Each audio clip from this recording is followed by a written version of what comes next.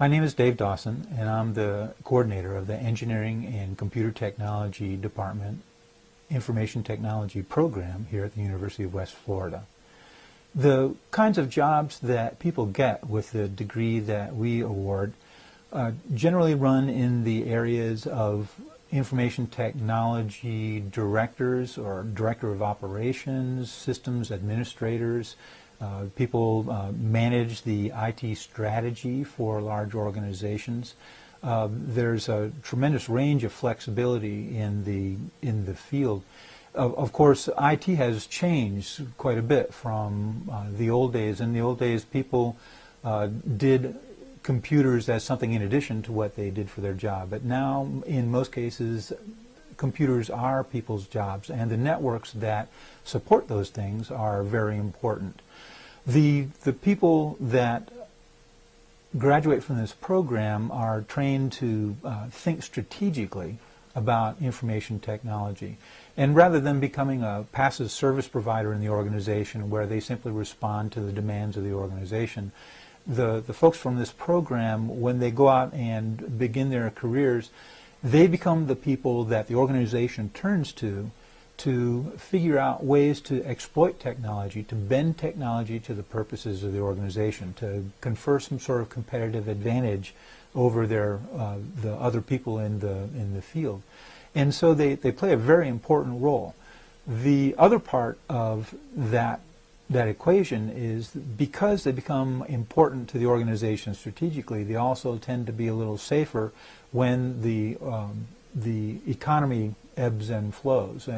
Our objective is to get folks out of those entry-level jobs in the computer end of the business and into the strategic core of the organization, where they become members of the leadership team.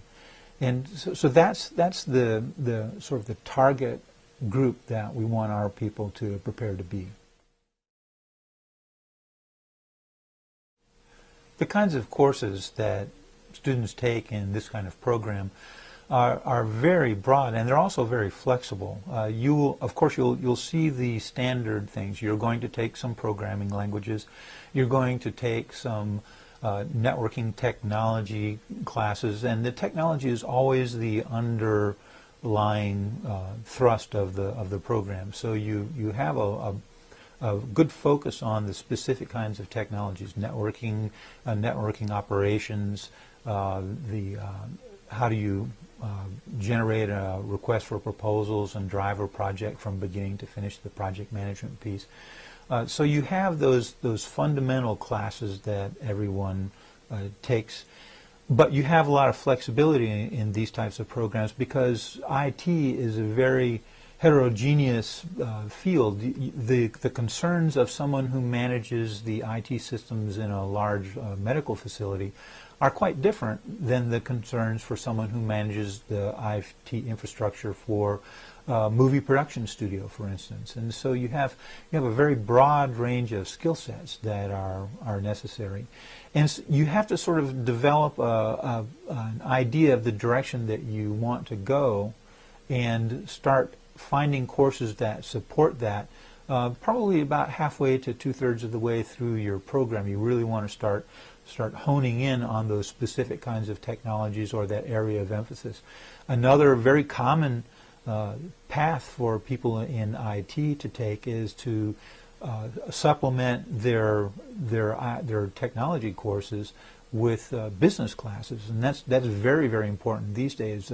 It's very important for people who become IT professionals, particularly in the leadership roles, to understand the things that are driving the organization, their concerns, their constraints, their focus, the way that they measure things. Those are all extremely important, and that's why in our particular program, for instance, we also require that you take an ethics class, because ethics is a very big issue in this field. We also require that you take a management class, a basic management class, and then we also lay over all of that three big focuses. One of the focuses is on project management, the idea of conceiving a project, determining what the issues are, figuring out the steps to actually define what it is that you want to accomplish with your project, and then driving that project all the way from writing the request for proposals that other contractors bid on to create the project and get it started, all the way through to the end to measuring whether the project did what you said it did. The other thing is complex problem solving. The reason that we have you take 2 programming languages is not so much that we want you to become expert programmers, but that you get lots of exercise in solving complicated problems. You develop methodologies and strategies for breaking down complicated problems into small things that you can solve a piece at a time and then put it all together. So complex problem solving is another piece. The third piece is small group communication. You will never work on a technology project by yourself. You will always be working in a team. Many times you'll be working with people that are not even physically in the same place where you are. And so you're going to have to develop methods for communication. And there's actually 2 halves of that job. There's communicating within your project group to figure out what people are doing and to communicate what has to be done to your team. And then also communicating outside to the rest of the organization, often very complicated technological problems for whom technology is not necessarily a burning passion. And so your job is to phrase these complicated technological issues in terms that are relevant to making good business decisions. And that's a very important part of the process. And so we have classes that focus on that quite a bit also. A lot of people come into information technology from other disciplines. It's very rare that someone starts out coming out of high school deciding that they want to go to an IT degree, because they're not very commonly known. Most people will gravitate towards computer science because it has the word computer in it, and it seems like a logical place to go for these kinds of skills. But they get 2 years into the program and they discover that the computer science degrees are really focused on things within the box, we say. They're focused on programming and application development, software engineering, those kinds of issues, and there's not so much of an emphasis on the larger systems and putting those systems to work in the context of a big organization. And so we have people coming in from computer science to information technology because they discover that this is where our focus is. A lot of people come in from business as well. A lot of people start out in a business degree, and then they take an IT-related class while they're in their business program and discover that they have an affinity for it and come migrate into our programs. We also have a lot of people that are coming in from from the military that have been exposed to technologies while they're in the military and are now back in school and are getting a degree in this field. I think that you'll also find, well, one of the things that's a little unusual about information technology programs is they typically have an internship or some sort of capstone experience at the end that you can do.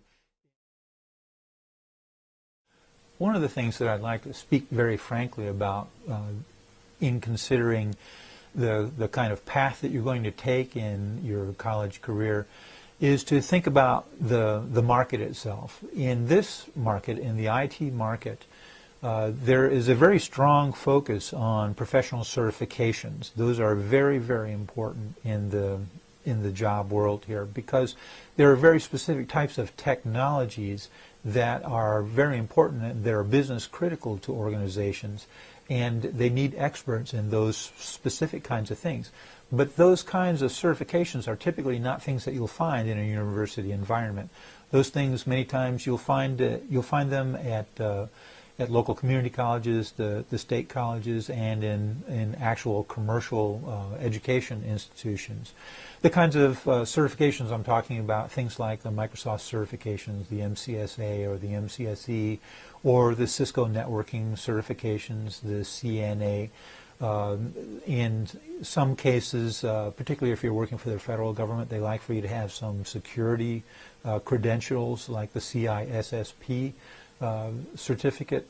And so the thing that I always tell people that are interested in this program is that the degree itself is just not enough. You're going to need a good suite of professional certifications that are related to the area that you want to focus your efforts in, and then also the degree. And I always say the certifications will get you the interviews, but the degree will get you the job ultimately, and also allow you to progress through the organization. And it's really a pretty good strategy to get those certifications very early while you're young, and you can get these things very easily locally.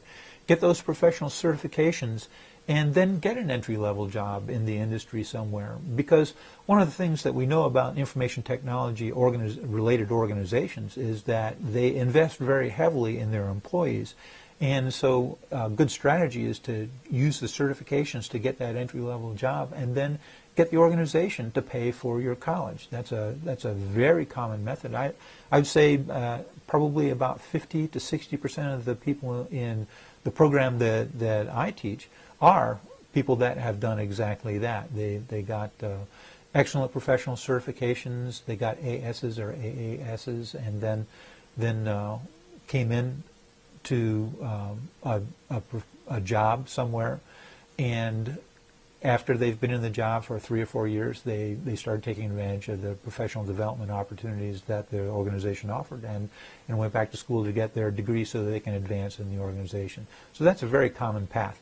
It's not the only path. There are a lot of other methods to doing this, but I do really strongly recommend that you have that full complement of credentials. You want to have the certifications, and you want to narrow those down. You want to narrow those down into specific areas where you intend to focus. If you're going to go into network operations, then you probably want to be looking at the Cisco certifications. If you're going to go into systems administration in a large organization that's Windows-based, for instance, and a lot of operations are Windows-based, then you'll get something like the MCSA or the MCSE.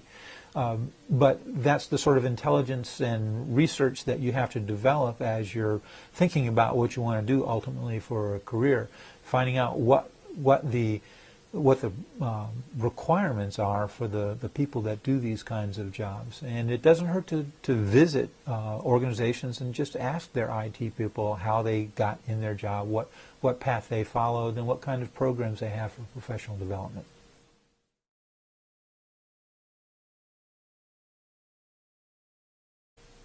Graduate from this program are trained to think strategically about information technology.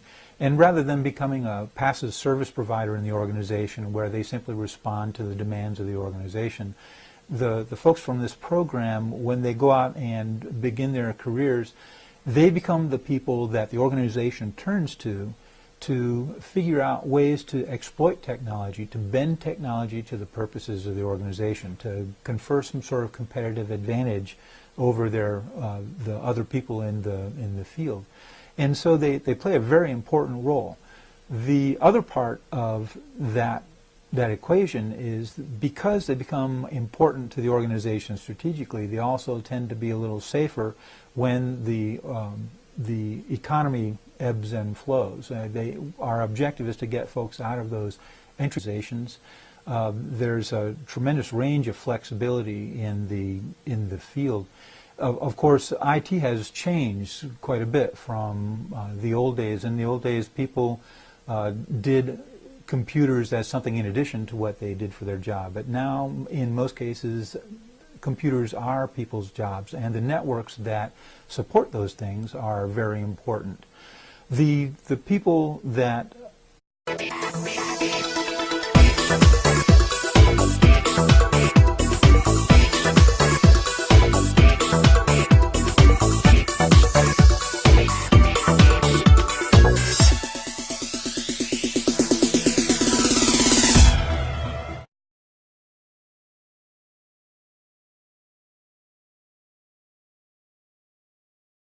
My name is Dave Dawson, and I'm the coordinator of the Engineering and Computer Technology Department Information Technology program here at the University of West Florida.